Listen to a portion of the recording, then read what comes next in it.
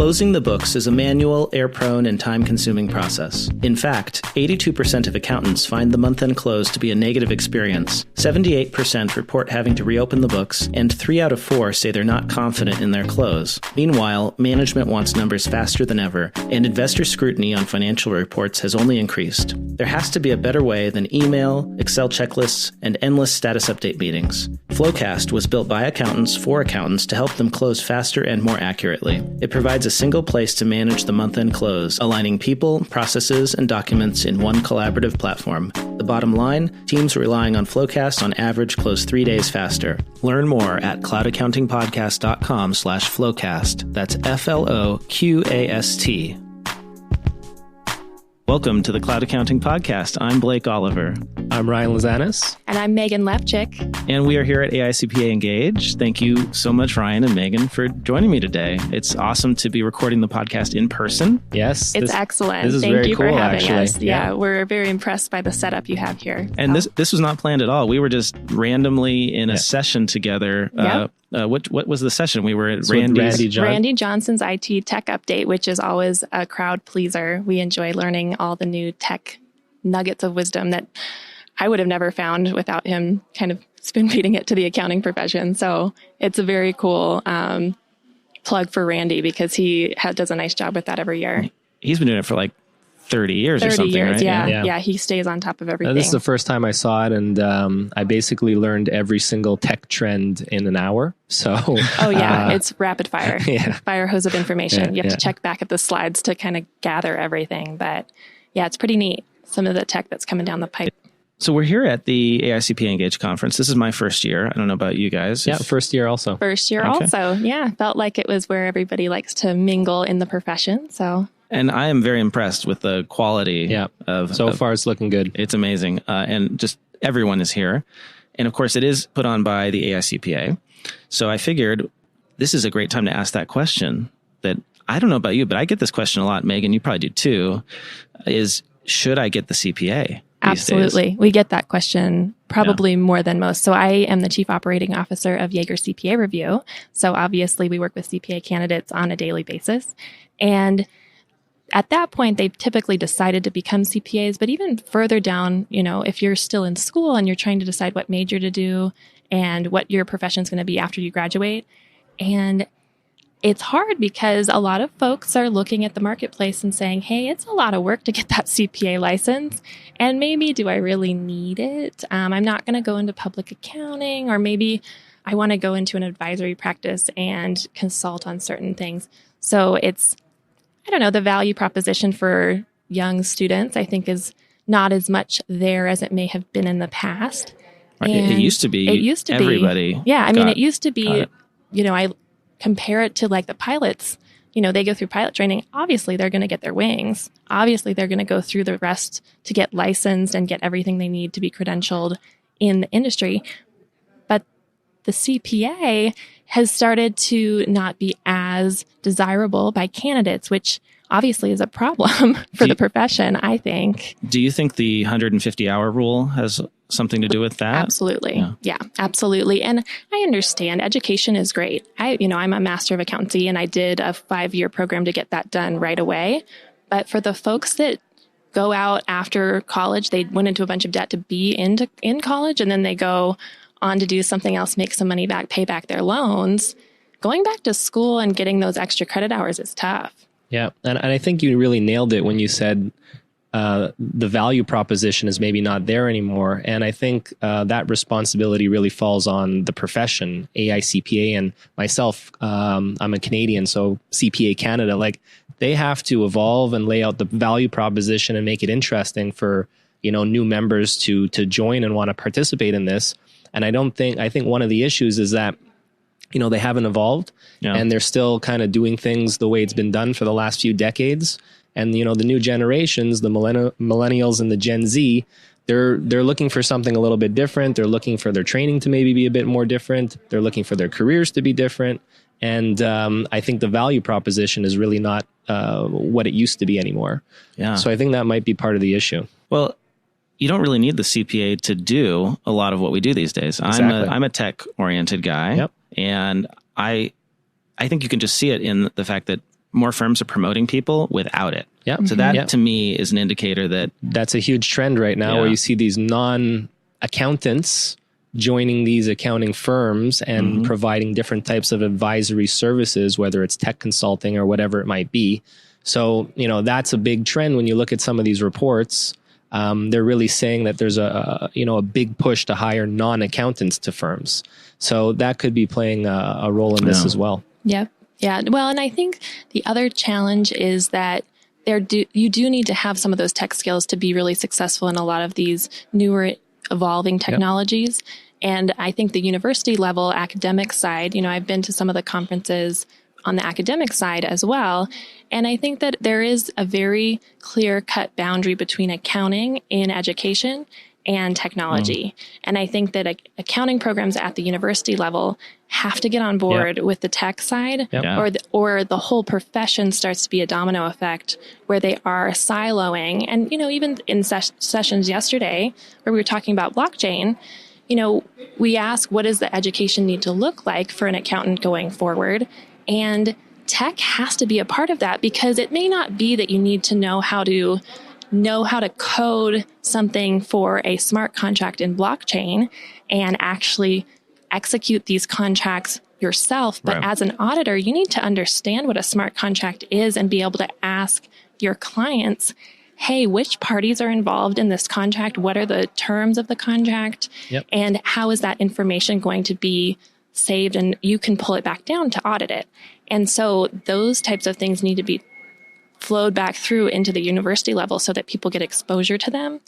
And I don't think that's happening. Well, I love that you're talking about blockchain, but let's take it back a step. I did my credits to sit for the CPA exam not that long ago. No, I did it backwards. I had my own small firm, then I went to a big firm as a manager, and I don't even think they realized that I wasn't licensed. It wasn't important to them. And I got my CPA while I was a manager. And in my classes at UCLA, there was not a single technology element in any of the required classes. We did everything on paper. Oh, absolutely.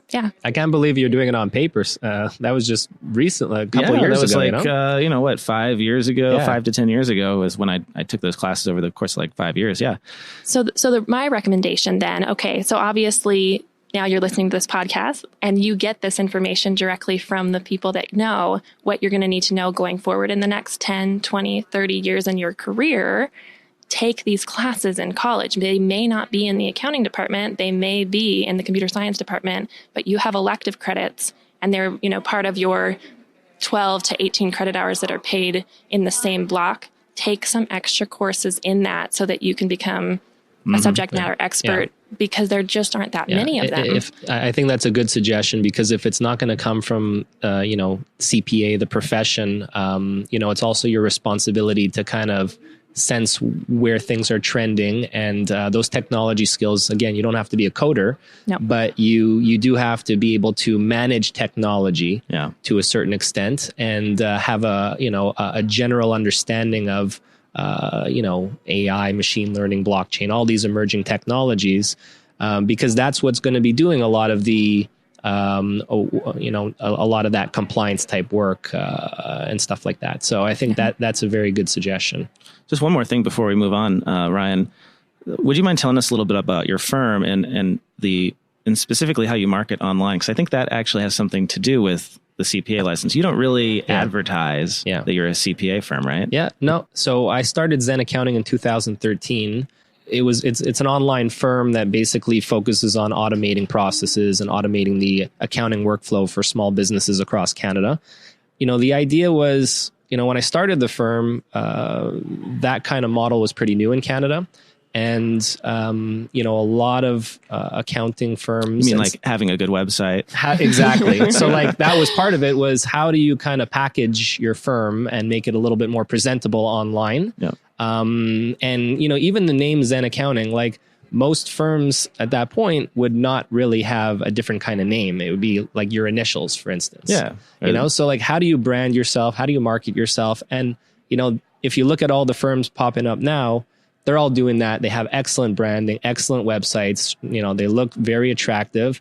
And I think that is actually trumping, Because before that kind of marketing was taking place, people would say, I want a CPA firm. I want a CPA to do my taxes. But now people are shopping for their accountants online through Google. Right. So they say, wow, this is a nice website, and they fall into their marketing funnel.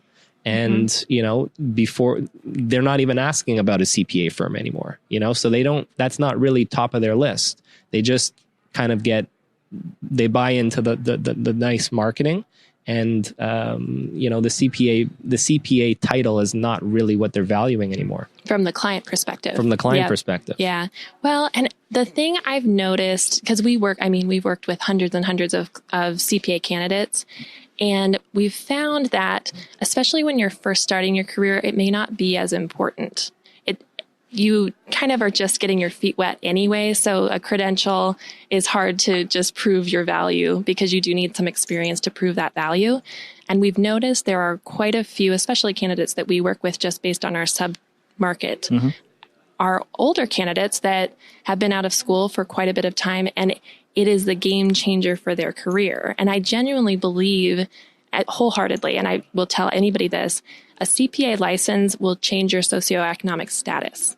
Yes. It can take someone, it will give them the American dream. It will take someone from, a minimum wage bookkeeping job to something that you can really hang your hat on forever. And you don't have to think of it in okay, this is a year of me kind of studying and kind of staying up late to get this stuff done. You're going to have this credential well into after most people would retire, you could still be practicing. And so that's the part that I think, because we're just a society that values in the now and quick gratification, everything about that, I wish that there was some way that we could build that value back into the license from the structural standpoint. And so it kind of gets into how do we structure it, right? Well, so I just learned at this conference that the AICPA is going to be administering the .cpa top level domain now. Oh, hey. So if you want that website with, .cpa at the end, oh, that's neat. that could be blakeoliver.cpa. It's a good move. I have to be a licensed CPA member of the AICPA. So that's one step. It's interesting. Yep, that's great. And I think we're kind of all on the same page here, where we do see value in the CPA title. Yeah. I think it's a good thing to have, but I think we also all want to see it evolve, and we have our concerns. We have our concerns, exactly. Yeah, with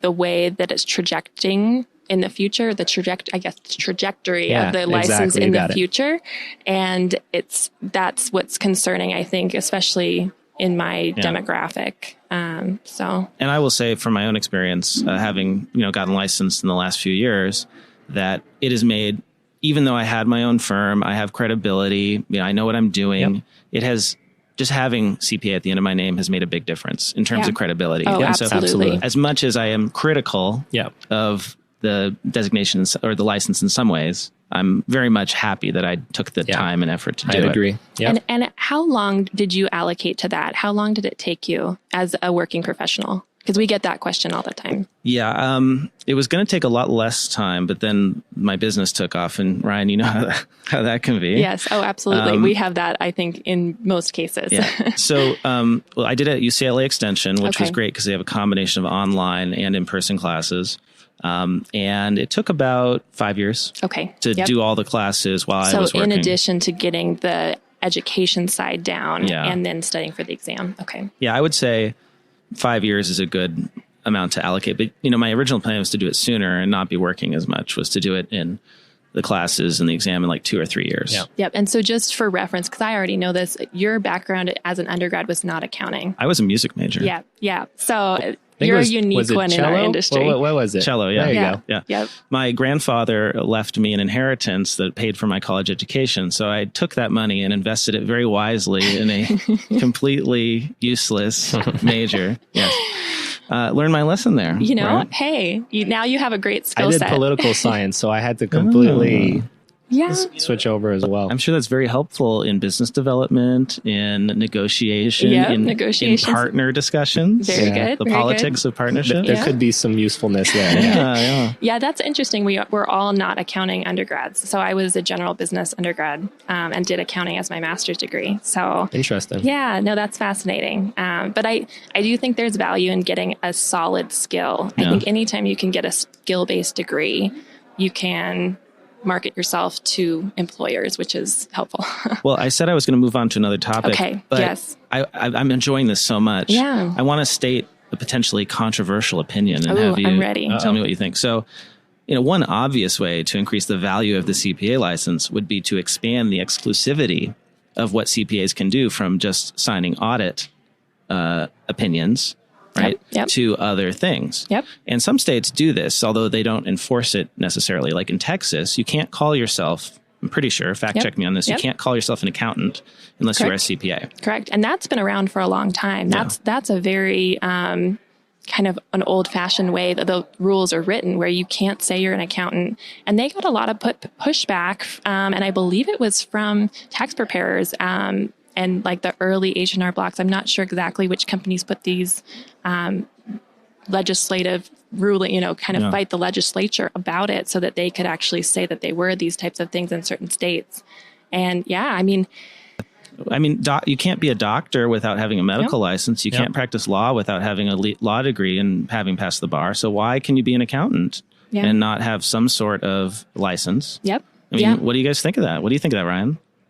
That is it the same in Canada? You can call yourself an accountant even if you're not a CPA? Yeah, you can call yourself an accountant in Canada without a CPA. I think you have a good point. I haven't thought about that before. It's the hardball way to create value. Right? It is. It's the hardball way. Well, but I think you're touching on something that is very important, because right now, signing an audit report is not the most appealing thing that you can do. I think that there's enough pushback on the accounting industry and just the hours and the work-life balance that might not have the allure that it might once have had when people were valuing stability for their careers. And so an accounting firm offered that stability, and they wanted to make a great living and provide for their families. Where now, personally, that's not necessarily my primary focus. I much more am interested in helping people and trying to build something that I'm proud of. And so when people go into a profession and they don't really see that they're adding value and helping people, then it's a little bit harder to, so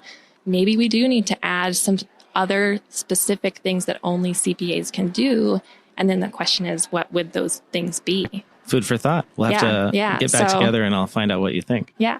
So let's move on to some news, right? Yeah. Some news broke while we were here at Engage is H&R Block has acquired Wave Accounting. Yeah. That's a big one. Yeah. So how familiar are you two with Wave? I've used Wave before, personally. So Canadian company, based out of Toronto, so quite familiar, and visited their offices many years back and have a few relationships with people on the team there. So for our listeners who aren't familiar, what is Wave? Wave is a free cloud accounting software for small businesses, basically. Okay. It's a great entry-level one for folks that have they have a passion project that they don't really know anything about accounting, and they can get going.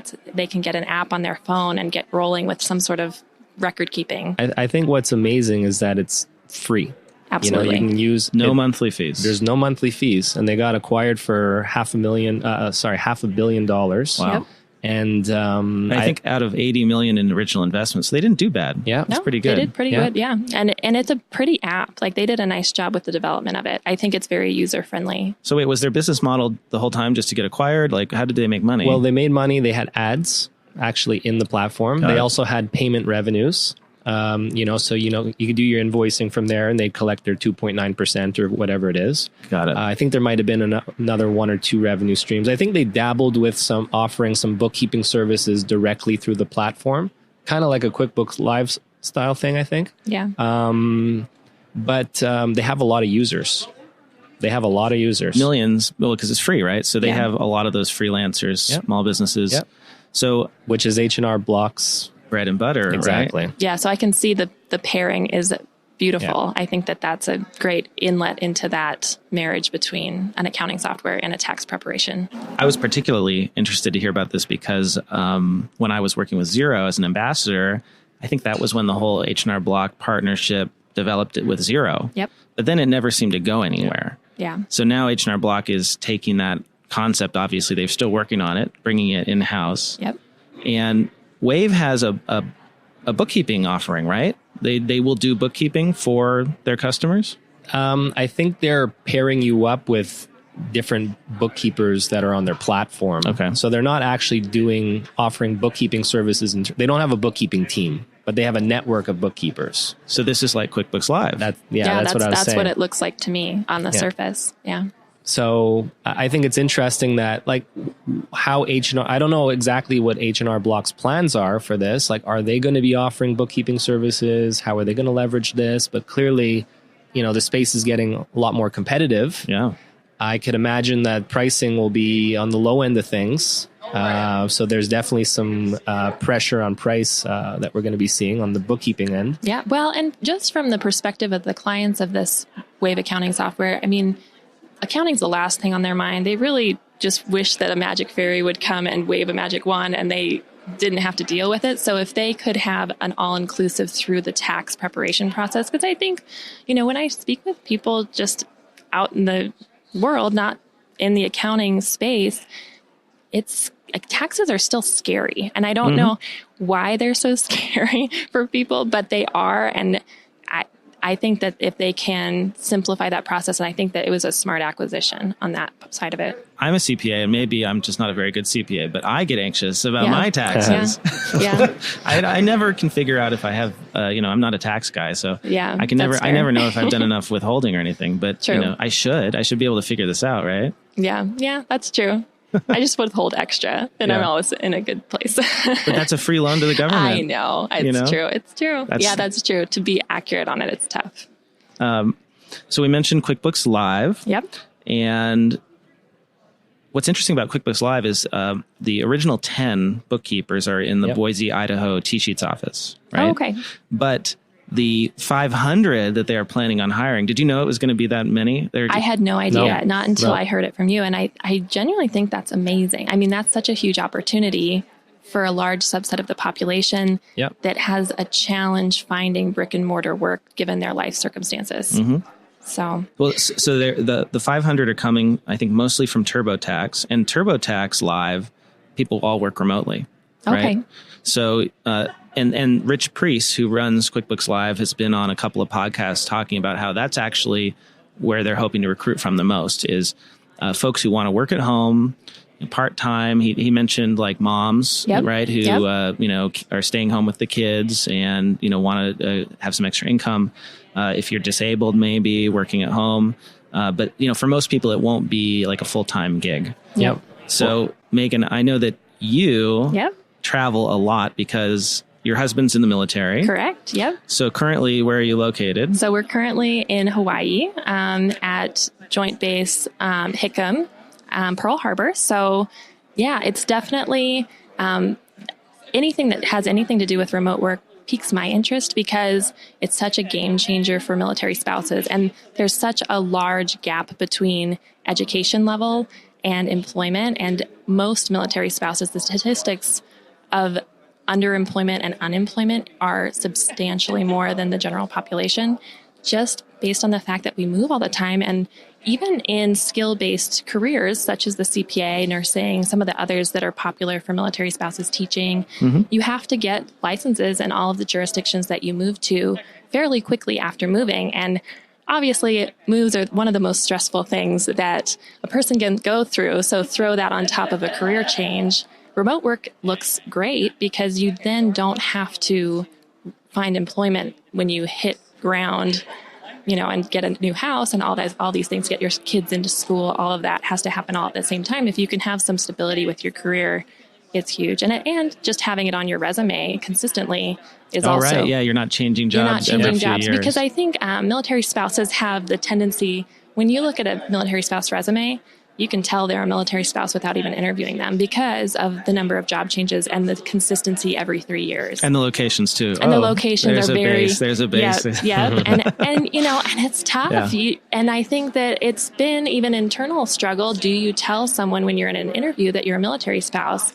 And I had to make the conscious decision that, yes, I probably would tell my employer because I want them to know kind of the things that are in my life and the stressors and the times that I'd need off that other people might not need that are important. And I think that military spouses do try to hide that because they don't want to be excluded from employment that they would be great for because they're going to be leaving in a couple of years. So, well, chalk this one up in the positive column for QuickBooks Live. I know we've been kind of down on it. It's not fun. No, I think there's a perfect marriage for military spouses because QuickBooks Live, you could actually get QuickBooks training for free through QuickBooks. So you can go to one of their online trainings and work through that process, learn some accounting along the way, and get certified as a QuickBooks Pro Advisor. Very inexpensively. Maybe you don't have the laptop right now, but you might be able to get the resources you need in terms of technology. But you can get going on it. And I think that that's a perfect solution for some of these folks that do want part-time employment, have kids, have deployments and TDYs that they're dealing with so that they can't be at an office and have that flexibility of working from home. So I think there is something to be said for that. I hope that they target that market as an employment hub. So cool. Yeah, I think I'm a fan of what they're doing. I think it's an interesting move. It's a risky move for them.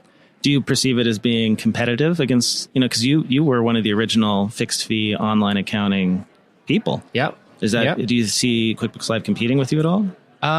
You know what? I think they're going to be I think we're a little bit more upstream. So I think it's going to come down to that. I think what they're really focusing on is when people need on-demand help to a certain extent, and they're really, and there's a whole market of like bookkeepers and accountants that only want to maybe work part-time or on-demand or want a very flexible arrangement. You know what I mean? So I think they're pairing people up with, I think it's a different market.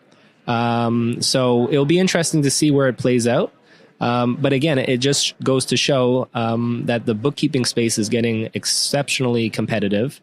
So whether it's QuickBooks Live or H&R Block or any of these other tech startups that are coming in offering bookkeeping services at a pretty unbelievable price, if you're just offering bookkeeping services, it's going to be a pretty tough market to compete in. Yeah, definitely. Well, and I think since you've been a firm owner for a bookkeeping firm before, the amount of stress just being an owner adds to the equation. I think that there is something to be said for just the ease of being able to log on and work your hours and get your paycheck. Yeah, absolutely. Yeah. So I can see that being a benefit of it too. So before we go, I want to hear a little bit about what each of you are up to. And Ryan, I get to follow your goings on because you are blogging a lot these days. Your blog is at futurefirm.co. You've got a newsletter that you send out. I really liked your recent post on 3 reasons why EY's free software release is super smart. I thought that was neat. I didn't see anyone in the traditional press pick that story up. How did you hear about that? And tell us a little bit about why you think that's a big deal.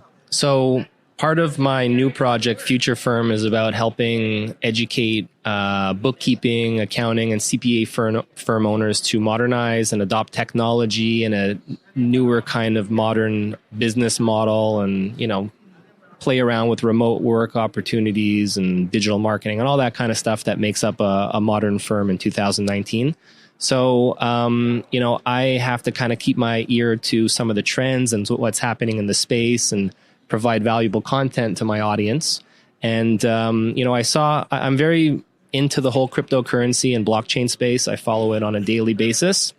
Do you have clients that are in that space? Is that why? Yeah. Well, not just that. I mean, when I started Zen Accounting in 2013, because it was a fully online firm and, leveraged a lot of cloud software, and, generally met clients on Skype, the type of business owners that wanted to deal with myself and the firm were generally in the tech space.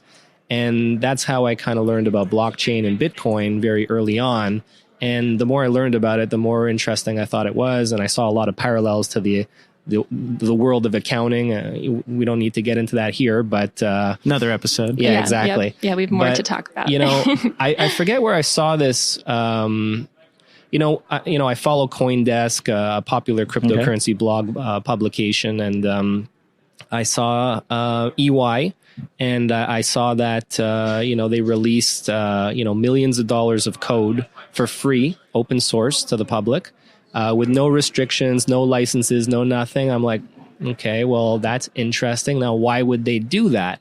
And it kind of got me thinking and the more I thought about it, I was like, wow, that's a really smart move in this day and age, because first off, they're clearly, looking to target the cryptocurrency or blockchain, looking to target some of these businesses as clients. And these type of businesses, people that are in Bitcoin are very big on open source code. Bitcoin was born out of open source code. So, that whole community is into that kind of thing. So they immediately connect with their market. That makes sense. Yeah. The other thing is, it's great advertising because you get all these blogs writing about it. You get all these message boards talking about EY and how they're, helping the community. So, great press there. And I think it also helps, when you open source code, you get everybody able to participate on it as well. So they release the code onto the market. And then they have all these other people, developers from around the world, participating in the code, improving it.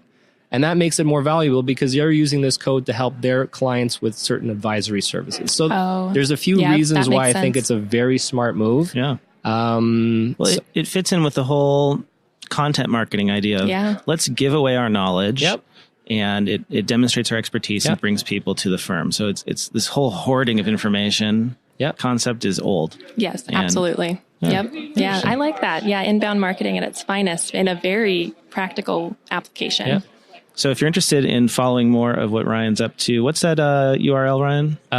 So every week I send off a weekly email that kind of outlines the top 5 pieces of information that firm owners should know about to stay current and keep their firm in the future.